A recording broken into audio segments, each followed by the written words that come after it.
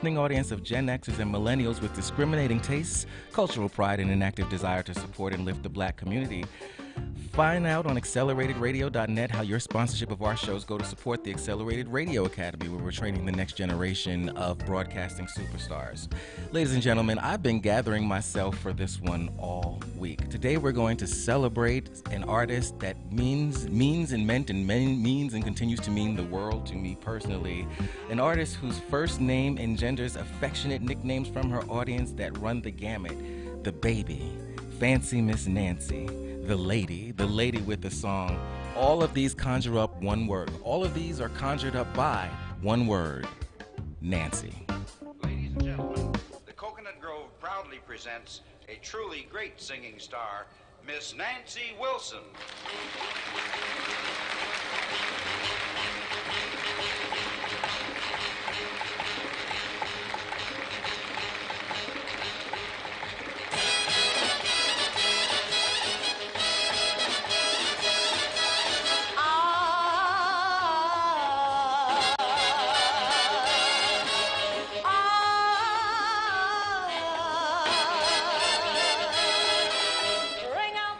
Nancy Sue Wilson was born February 20th, 1937 in Chillicothe, Ohio. By the time she was 15 years old, she had had a local television show in Ohio called Skyline Melodies. And while she was ever the grounded pragmatist, as a matter of fact, she enrolled in the teaching track at Central State University in Ohio with every intention of becoming a school teacher. Music came calling for Nancy, not the other way around. By the time she was 20, she was a veteran of local Ohio nightclubs, and she had arrived in New York with a clear plan. She wanted to be managed by John Levy, and she wanted to record for Capitol Records. And so it was.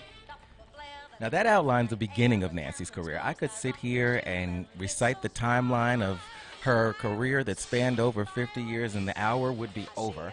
But what I want to do is I want to try my best to get you both the facts and the memories from those who worked closely with Nancy and who were part of her artistry and part of making the music. So today, we're going to be joined by three special guests. We're going to be joined by her longtime bassist, John B. Williams. We'll be joined by her longtime drummer, Roy McCurdy.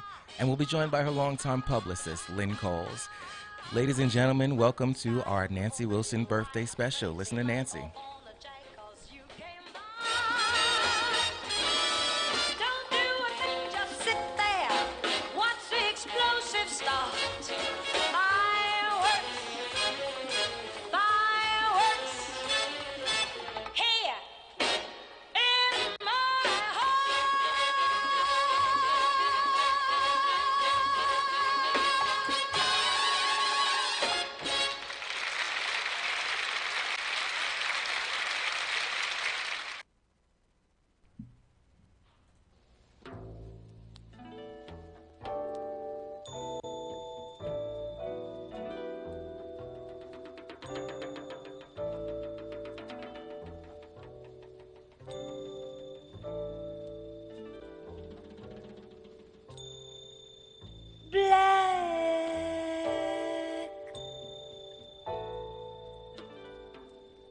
Is the velvet of the midnight sky.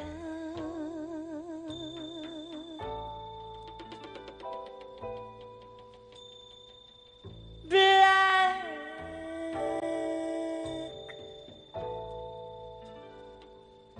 is so beautiful, it makes you cry.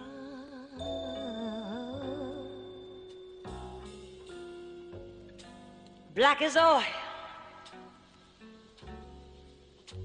black as coal,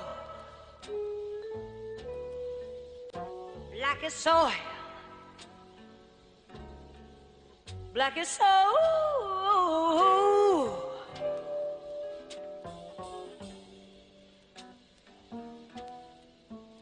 black as you and me.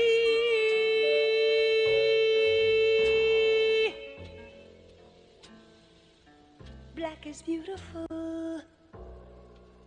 don't you see? Black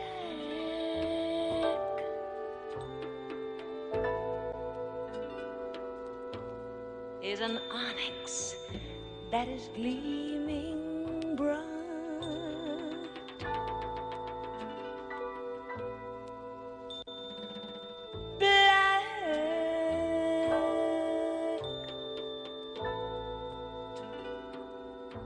is a panther in the jungle now.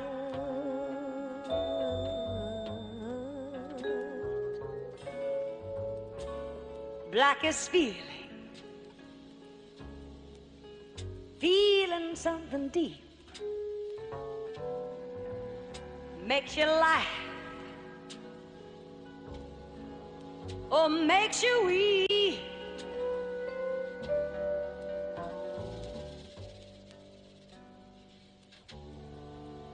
Black is mystery.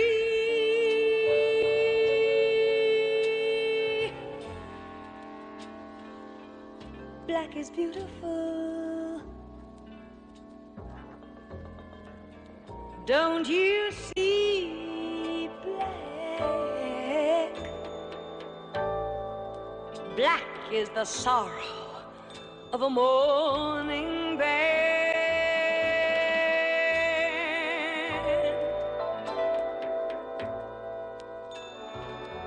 Black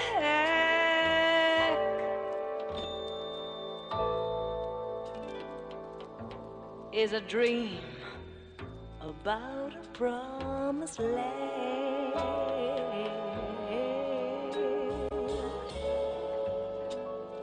Little baby,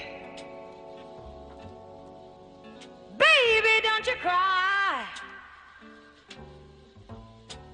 'cause you'll be free before you die.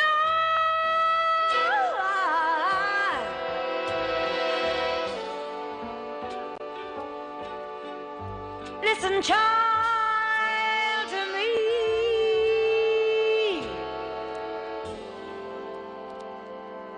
Black is beautiful. Don't you see?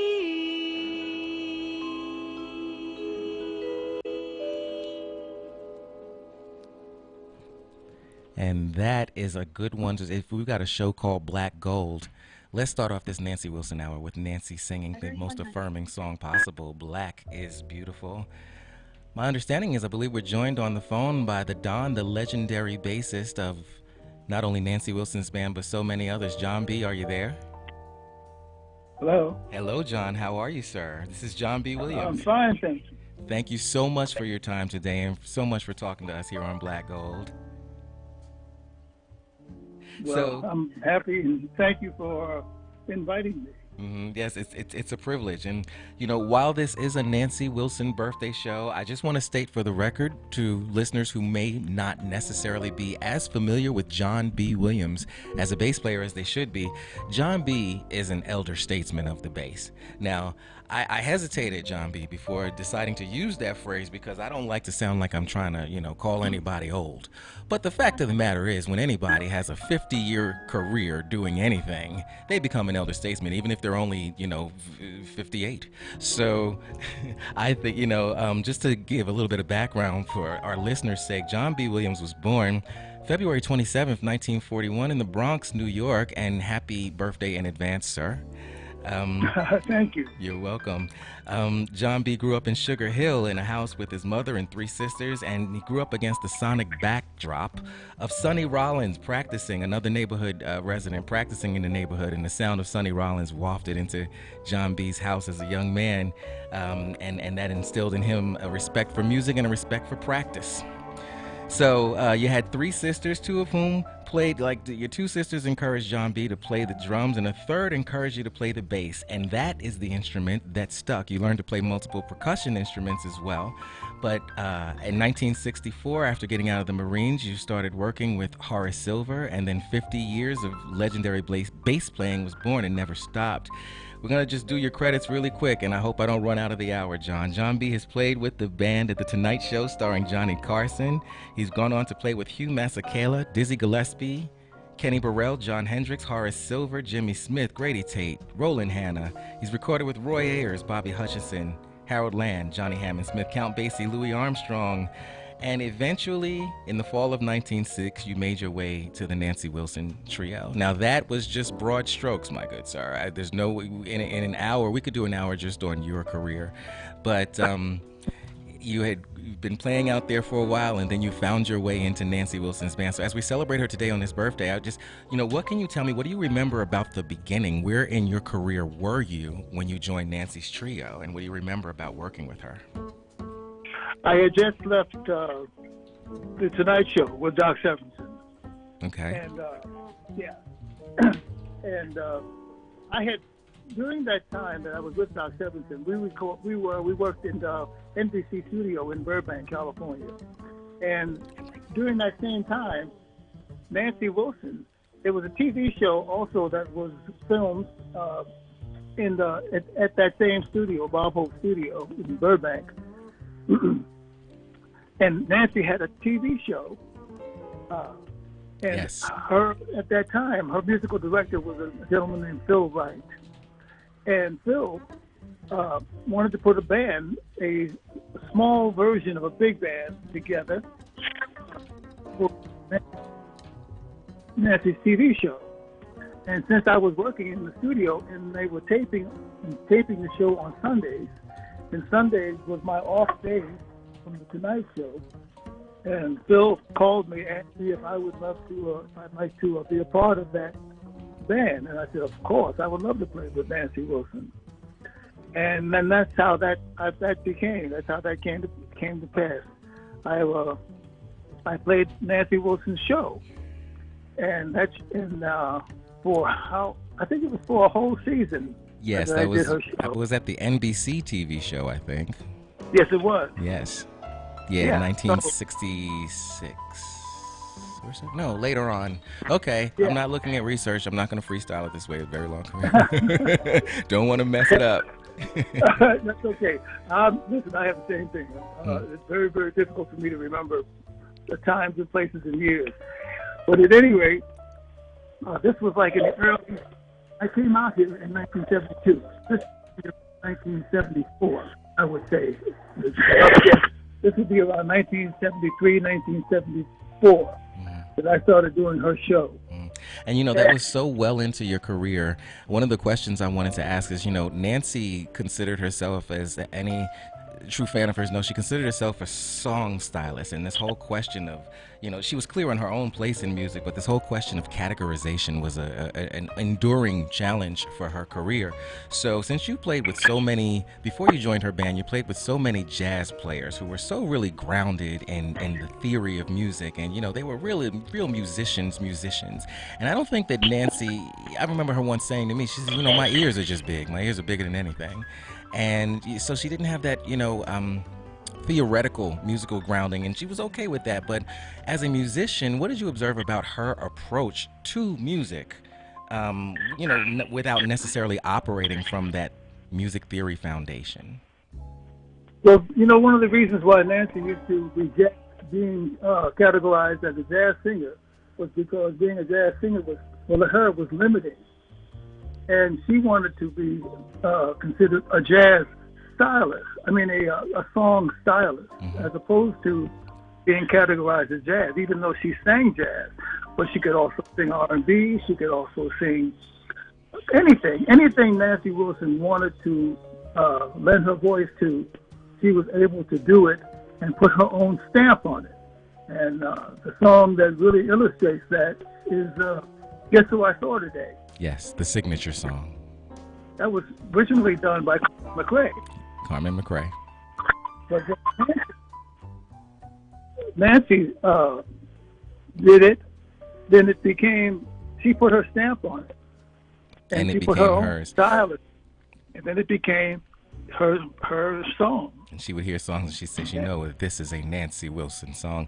Just for the record, since you brought up Guess Who I Saw Today, it's important that I mention that on this hour, I've decided that we will not be playing Guess Who I Saw Today. And the reason why, and the reason why is because, again, any true Nancy Wilson fan, any casual Nancy Wilson fan knows that is the signature song, and that's the one, But I want to dig a little bit deeper into the crates and maybe unearth some black gold that people haven't heard. So, Guess Who I Saw Today. All due respect to Guess Who I Saw Today, but I want to get into something that they may not necessarily have heard. Let's talk about you and Nancy and the duets, okay? Now, go go ahead. No, I'm sorry. We were out of the country and performing someplace. I think we were in Europe, and we went to hear someone perform. And the bass player that was playing with that person, his name was Rufus Reed. He was a bass player that I really highly had a lot of respect for. And Nancy wanted me to listen. She says, listen to him, because I had just joined her, and I mean, I had been with her for less than maybe a year or less, Okay. and I was still treading lightly, not knowing really what she wanted and what she expected from me. I was still trying to find my own voice with her, and she took me to. She didn't take me, but we all went after our show. There was a performance at somewhere else, and Rufus Reed was playing bass there. And she said, "Listen to Rufus." And at first, I was kind of apprehensive about that. I'm like, why do you want me to listen to another bass player? But I understood after hearing him play. He played with an abandon that I needed to kind of comprehend and adapt and adopt, and not be so stiff, but to play free, play with a lot more freedom, and listen to her and just go with a little bit more freedom. And I heard that with Rufus Reed, and that was a big lesson to me. That she imparted to me. That was something that I never forgotten, and that enabled me to be able to play with her in a duet. And the way how the duo situation came about. We were in Germany filming a TV show, and while they were setting up the stage, and we were unpacked, and we had our instruments out ready, and we're waiting for the TV technicians to get everything set up. And Nancy and I started, we started just fooling around, and I started just playing a little something, I don't know what it was, but she just came over and she just said, "Did you think I had a lot to learn?" And I just picked up on that, and I just started playing that. She didn't know that I knew it, and when she was able to see that I knew the song. And that was Teach Me Tonight, right? And there is a recording. Thank goodness there is a recording. Thank you, YouTube, where you were playing for the Arsenio Hall regular house band, the Posse, and Nancy came on, and you guys did that duet. And the thing that was really special about that is that, that show, the demographic for that show, skewed young. We actually have it already programmed in. It's a mono recording of Teach Me Tonight that you guys did on Arsenio. But I listened to it again, and I've got to tell you, as I said, the demographic for that song skewed young, and she tore that place apart.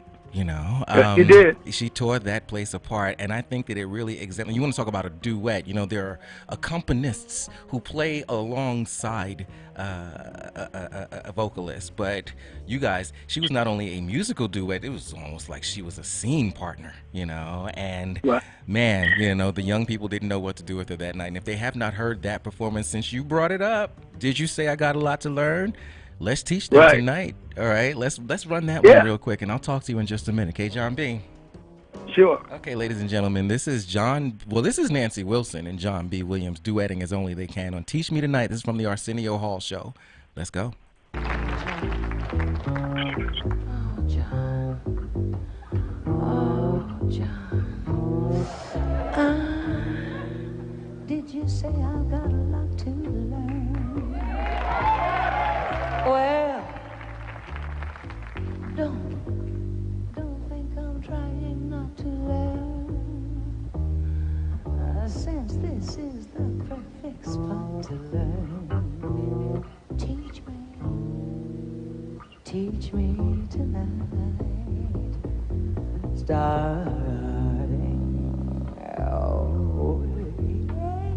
see it right down to the X-ray. See it. Help me solve the mystery of it. Teach me tonight, for the sky is a blackboard high above you, and if a shooting star goes by, I'll use that star to write I love you 1,000 times across the sky. One thing is very clear, my love, should the teacher stand so near, my love, graduation's almost here, my love. Teach me tonight,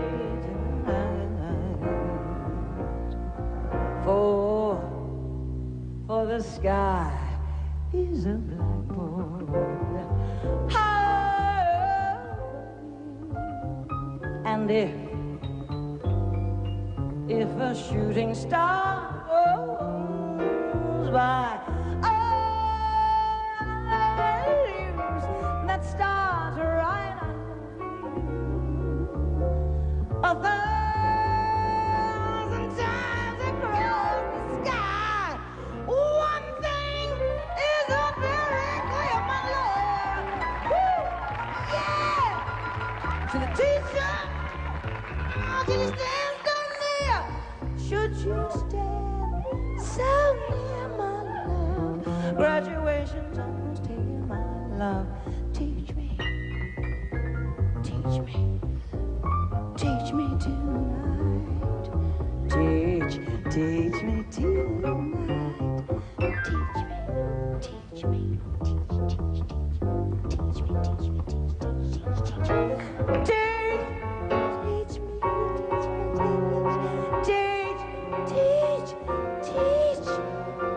Oh, John B, teach me.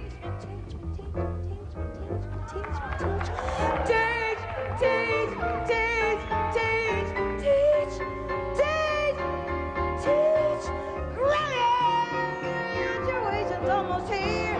My love, teach me tonight. Teach me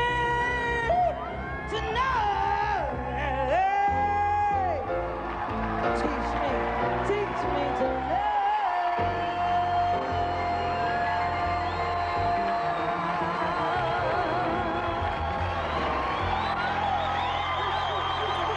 Teach me tonight. Did you learn the lesson? Did you learn the lesson? That's Nancy Wilson and John B. Williams duetting on Teach Me Tonight on Arsenio Hall's show in the early 90s. I didn't look up the year, y'all. You know, it's just on YouTube. They probably have the wrong year anyway. So I would like to announce we're opening up the phone lines, by the way. It's almost 5:30. We're opening up the phone lines for calls, and we would like you to tell us, what is your favorite Nancy Wilson tune? And why is it your favorite Nancy Wilson tune? We ask you to give us a call. Call us at 310-910-9676, extension 1. And let's see if we got John B back in. We got John B? Get him. Hey, John B. Hello, John B. You know, I like to say that I'm kind of technologically challenged. I know you're on the cell phone, and listen, I'm trying to be so cool, man. You know, I'm just like, oh, he's gone. It's all right. I'll just talk to the people. It's okay. It's all love here. You know what I mean? And we'll work it on out. Yeah, it's okay. It's okay, sir. I respect it. Time is a tyrant, you know, and I'm already a little bit over time with you. But there's no way that I could let you go without asking you on the subject of duets. You say that one particular night at Mohegan Sun, Nancy did something that was extraordinary in your eyes, and this was actually recorded for your album. Your album was called Gratitude, and without reading, I want to say it was released in 2014. Yes, John B? Right. Right. Okay. Gratitude on your album. See, there's the technical problems. But yeah, let's talk about that duet. The other one, You'll See in My Funny Valentine. Tell me about it. Okay. We were My Funny Valentine, we were Lou Matthews, Roy McCurdy, and myself. We've been playing together for, I guess, around maybe 25 years. 20 over, well, yeah, about 20, Safe 25 years. Yeah. And this, for me, this song kind of epitomized all of those years of us playing together, the love we have for each other, the camaraderie that we had all had with Roy and Lou and Nancy. And Nancy, this was the first time that she had ever sung in this high register, her voice. Mm-hmm. She had done the song before, but she's never done it singing in this particular register. She was soaring over the changes like a bird, soaring over the changes. Yeah. And she I am so glad and so proud to have been the recipient of this change that Nancy did for this particular song. And we all kind of played something different throughout the whole song. I mean, it was something that you have to listen to, you have to hear. We went through the song was like a journey for the trio. We just kind of went through so many different phases and different ways of playing certain chord changes and things like that. I was really, really knocked out, and it's still today, it's still one of my favorite recordings, and I think it's one of my personal best as a bassist. One of my very best performances as a bassist. I sat at you guys' feet at so many Nancy Wilson shows, and this conjured up so many memories for me when I heard it. I just felt so sort of fortunate to be able to listen to it, and that you were able to capture it on your album. It's amazing. John B., time is a tyrant. I'm gonna have to let you go. We're gonna spin this one in a minute, but before you go, we always send our interviewees a little bit of homework. Do you have top 5? This is so silly. Do you have? No, we're not gonna do this. John B., I'm gonna ask you later on to answer this question we ask everybody. If you're going on a desert island, you got to pick 5 albums. Which 5 would you bring? That's a game we play with everybody. Do you have 5 albums? Because I know we talked about this ahead. Sure, I do. Full disclosure. Okay, before we let you go, John B. Williams, because you know all the music. You're going to a desert island. You got to pick 5 records. What are they, John B.? Okay. Miles Davis, Kind of Blue. That one wins. The Nancy Wilson Christmas album. Yes. Mm-hmm. Jerry Gonzalez and Miguel Bianco, a tribute to the Fort Apache Band. Fort Apache Band, those guys, we all kind of grew up together in New York. I don't know that album. I'm learning. Gonna get it. Yeah, Mm-hmm. yeah. Also, this another Christmas record that I really love. It was an album by Diane Reeves. Christmas album? album? Time is Here. Oh, okay. And also, there's a record by a young lady named Alexandra Jackson. Okay. And it's called Legacy and Alchemy. And she's a Brazilian singer. And this is one of my favorite records, because I love Brazilian music. I love Caribbean music. On my father's side of the family, my father was from the Caribbean. And we didn't get to talk about when you growing up in Sugar Hill, how you learned to play the congas and all those different, Latin percussive instruments as well. I hope that you can find some time. You were going to be here in the studio, but you had car trouble, right? And, so I hope that when old Bessie's feeling better, it's probably nicer than old Bessie because but I hope you can come into the studio. We can talk more about your career and all the different people that you've worked with, because this is just not enough time. But I want to thank you for sharing your memories of Nancy with us. Well, I want to add one more record to that. Okay, honorable mention. Got. Okay. And it's Herbie Hancock. The Imagine Project is the name of the album. See, our listeners are Googling. Everything, I can't describe it because it's something that you have to hear. But that's a record that I really love. It's Herbie Hancock, The Imagine Project. Said it it's with all emphasis. music that's relative to our country today, how things are, how things should be, and it's how things we would love for things to be in this country. Absolutely. And Herbie really just nails it on that. With the different people that he has singing on it, he has various singing, John Legend, Seal, Pink. He's got a lot of different singers on this it. is It's a new. great record. This is new. And that would be my 5. I would probably want to sneak in maybe about 5 more. Yeah. That's against the rules, John B. You can't do that. That's what makes it a stressful game. That's what makes it just stressful enough to be fun. Thank you for your time, sir. I really appreciate you sharing your memories with Nancy. And as we go out, we want to give you. So listen, I had to snip that medley a little bit because it ran to 9 minutes. But it's what she did with My Funny Valentine that blew you away, right? So we're gonna come in on that lyric where at the end of You'll See, she says, it says, "This heart of mine will be my Valentine," right? And then she goes for it. Bring it up. Thank you, John B. We'll talk to you soon. Okay, take care now. You'll see with me like how this hell of mine became a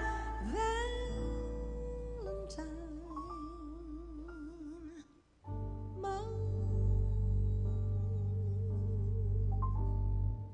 My funny Valentine, sweet God.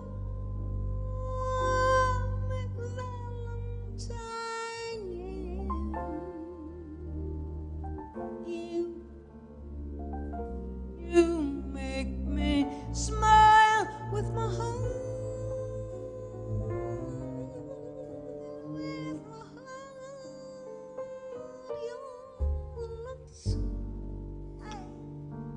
Your looks are laughable.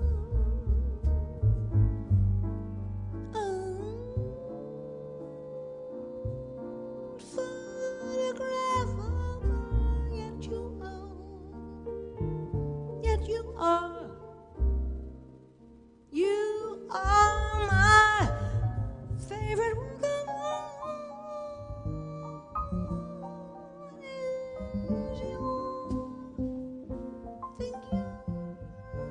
your figure less than Greek? Is your man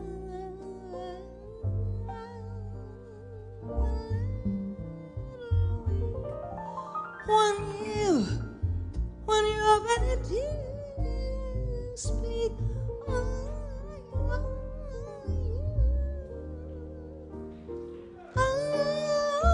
you smile,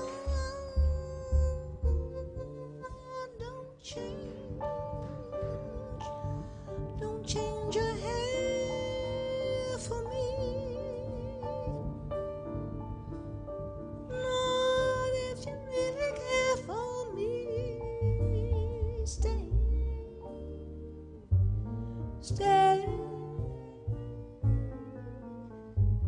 Please stay.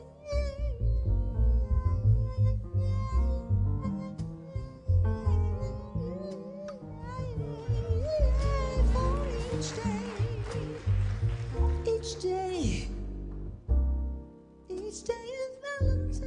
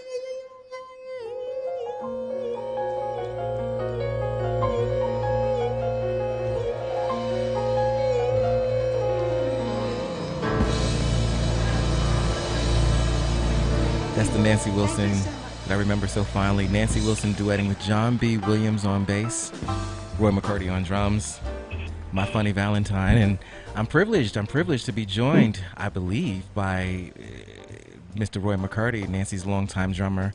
Are you there, sir? Yes, I am. Thank you so much for your time. You know, it is standard for me to introduce guests by reading a bit of their background. And as I look at our clock, I go, man, if I read Roy's background, we'd be up against the top of the hour. You know, this is just insane. I'm not going to talk about your early biography. We're going to just do the he has toured and worked with paragraph. Okay? Listen to this, people.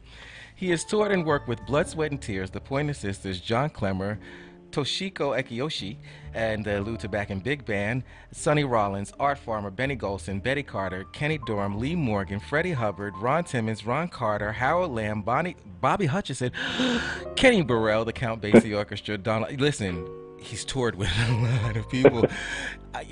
Would you forgive me if I don't do the whole thing, Roy? Because sure, of course, it's long.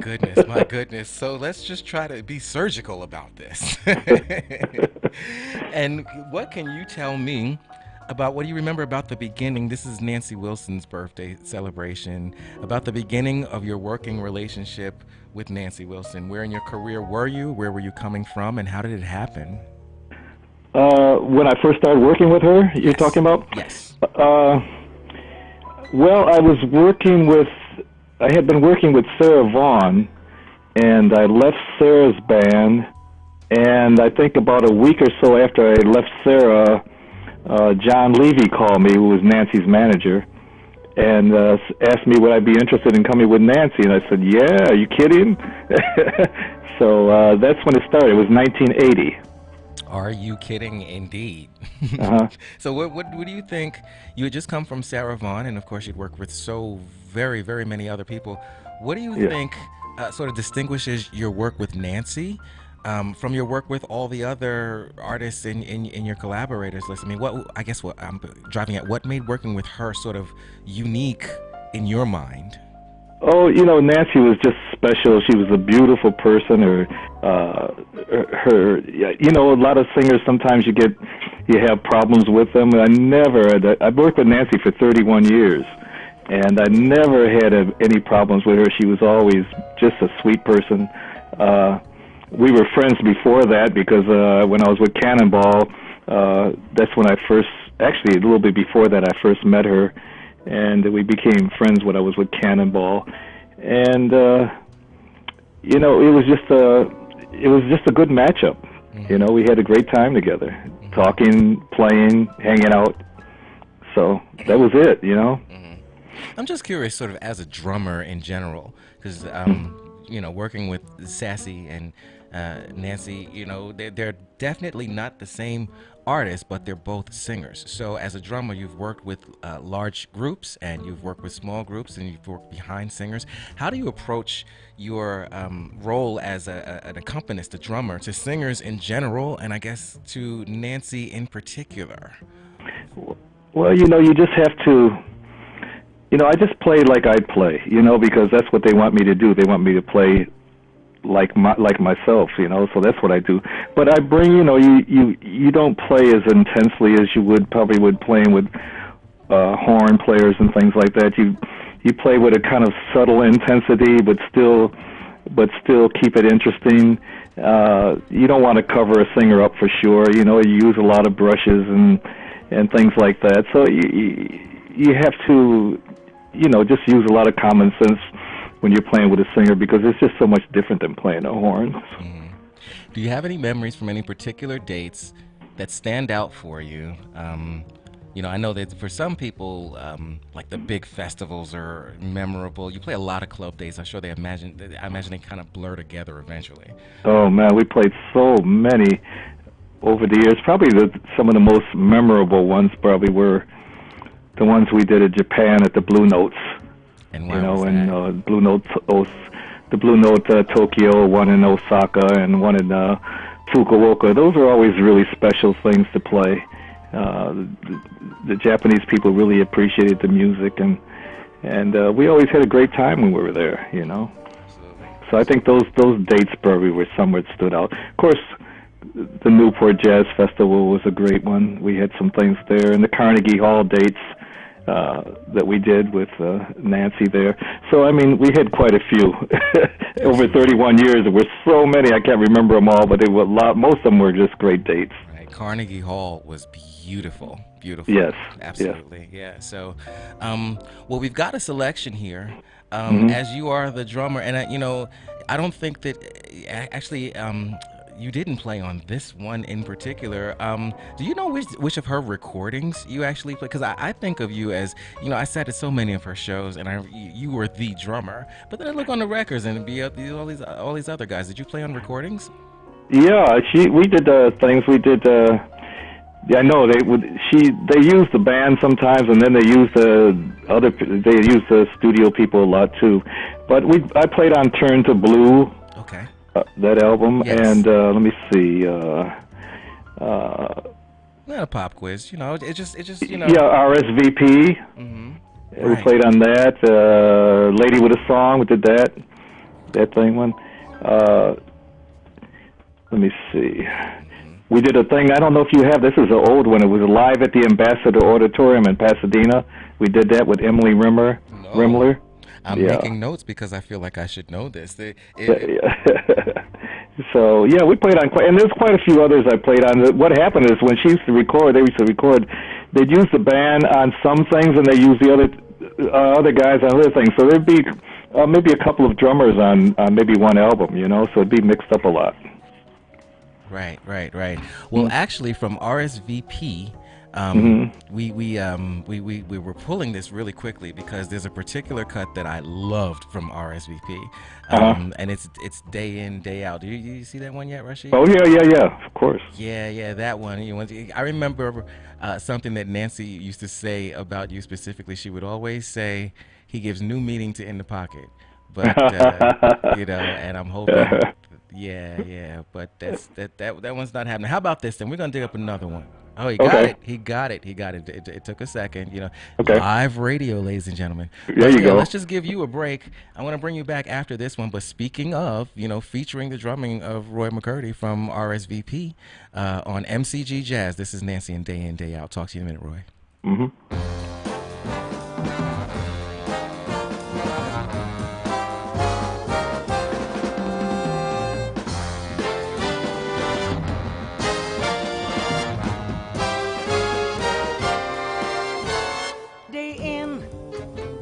Day out, that same old voodoo follows me about, that same old pounding in my heart whenever I think of you, and darling, I think about you, day in and day out, day out, day in.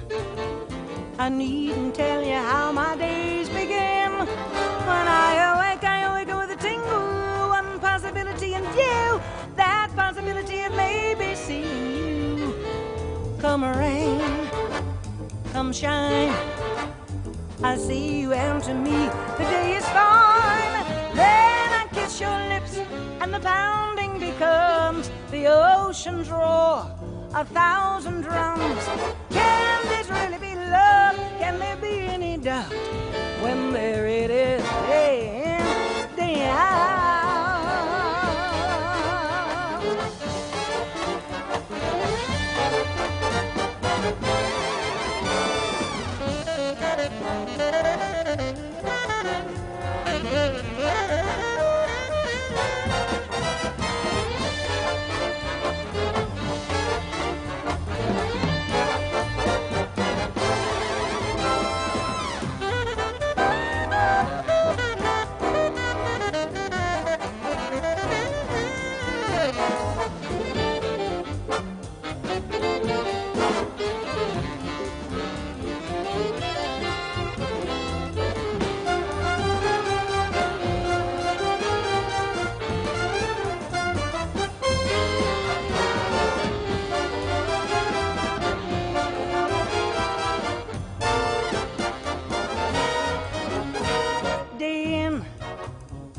Day out, that same old voodoo follows me about, that same old pounding in my heart whenever I think of you. And darling, I think about you day in and day out.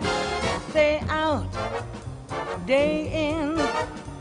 I needn't tell you how my day begins. When I awake with a single one possibility in view. That possibility of maybe seeing you.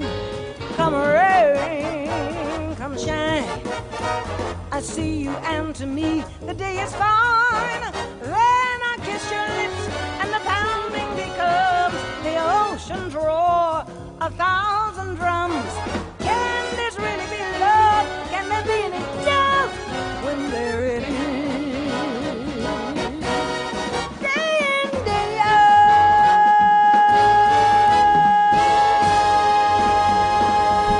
From RSVP.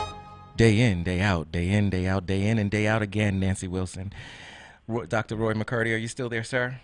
I'm here. Thank you for your time. You know, as I said, time is a tyrant. We're looking at, we got about 10 minutes left in the show, and I want to get Lynn on the line really quickly.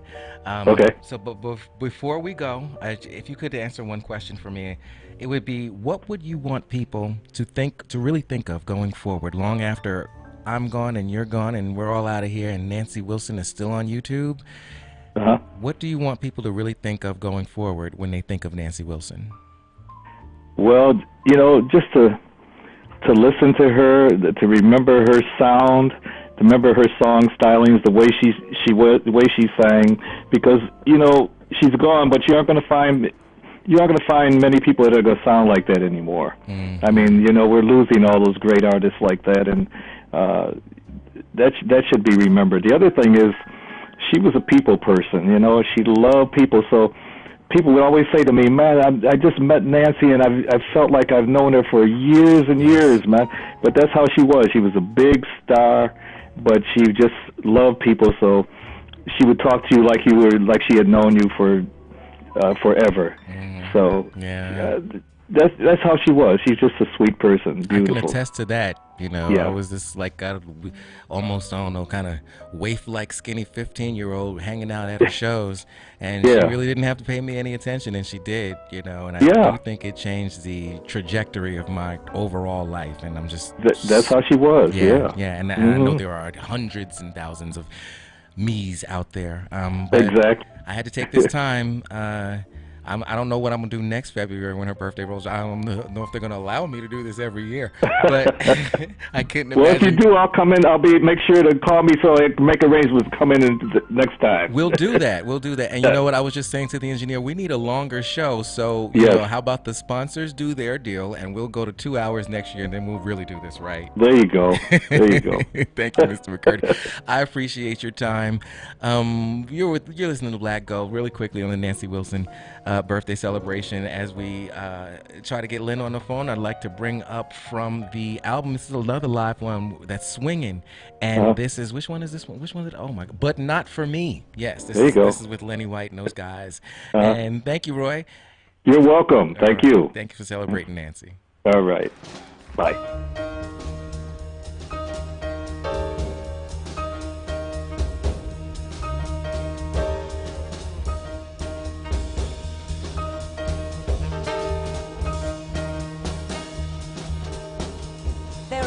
Songs of love, but not for me.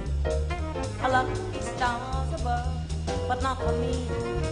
We'd love to lead the way. I've had more skies of gray than any Russian play could guarantee. I was a fool to fall and get that way. Hi-ho, alas, and also like a day. Although I can't dismiss the memory of his days, I guess he's not for me. Not for me. I love these stars above, but not for me. With love to lead the way, I've had more skies of gray than any Russian play could guarantee. I was a fool to fall and get that way. Oh,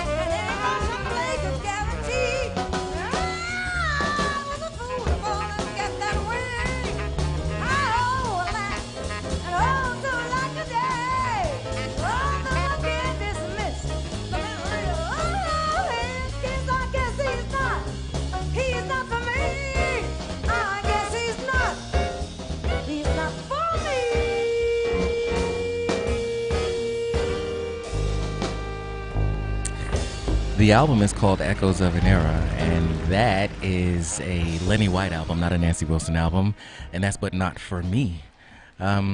So we're, as I've said so many times, time is a tyrant. I got 3 minutes on this show. However, the lady that I'd like to talk to right now is, as she says herself, she's an old school DJ. She knows how time works. Lynn Coles, are you there? Yes, darling. Hello, my friend Lynn. How are you? I'm fantastic. How about you? I'm good, but I'm dealing with the time constraints of radio. Yeah, I understand time constraint. Oh my goodness, my time constraints. But we've got 2 minutes. I know that you were the keeper. You were Nancy's long-term publicist. About when did you start working with her? Was it the 70s? 80s. Just right after Roy started. Okay.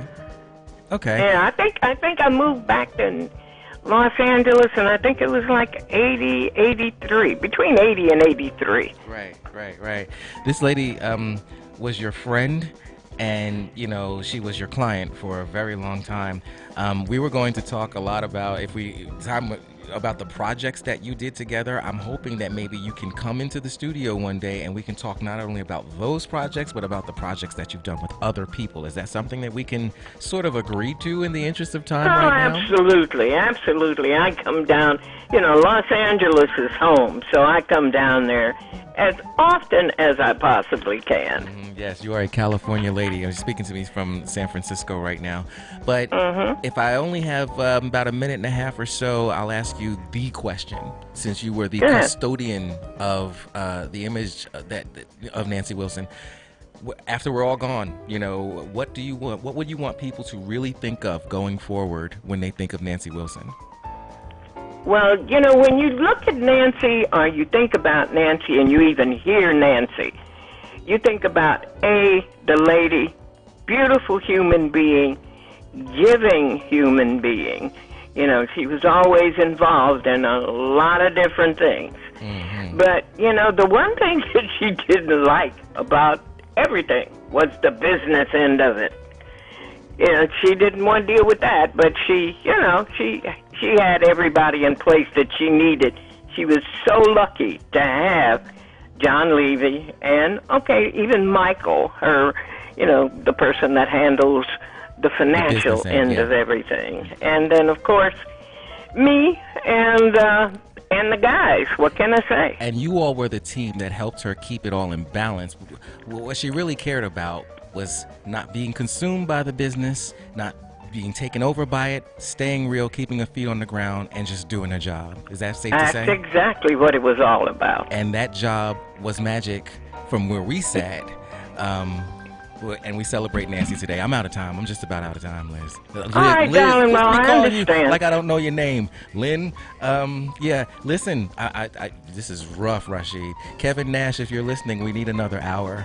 But we're here to celebrate Nancy today, and I couldn't think of anything else to do 2 days after her birthday. So, Lynn, I appreciate your time. And to the audience, I thank everyone for listening to Black Gold. And, we're going to... Here we go. That's what we do. Okay, so I want to thank everyone for calling in. Thank you, Lynn. We'll let you go now. All right, take good care. Take care. Mm-hmm. Thank you, Lynn Coles. Thank you to Roy McCurdy, to John B. Williams for sharing their memories of Nancy Wilson with us. Please do find and follow us at Radio Black Gold on Twitter, Instagram, Facebook pages, YouTube, everything. Now, this is the point where we want to shout out our community partners or local black businesses who provide material and other support to our show and Accelerated Radio Network and Academy. I'm Tariq King of Black Gold. We want to thank Kevin Nash, the boss man. We want to thank the production right hand and cheerleader Candy. Thank Rashid, our engineer, for another successful show. Remember, life is a celebration, and every day you wake up, you're invited to it. We'll see you next week on Black Gold. Take care. Black Gold, Black Gold.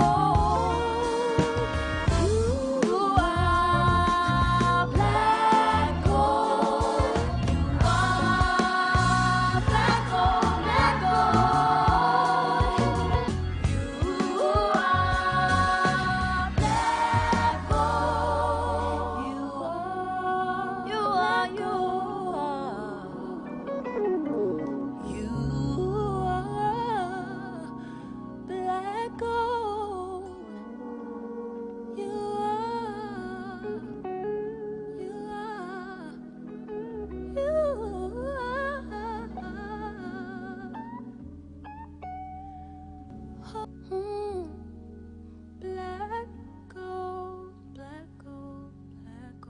Black Gold is brought to you by Accelerated Radio Network, Los Angeles, California.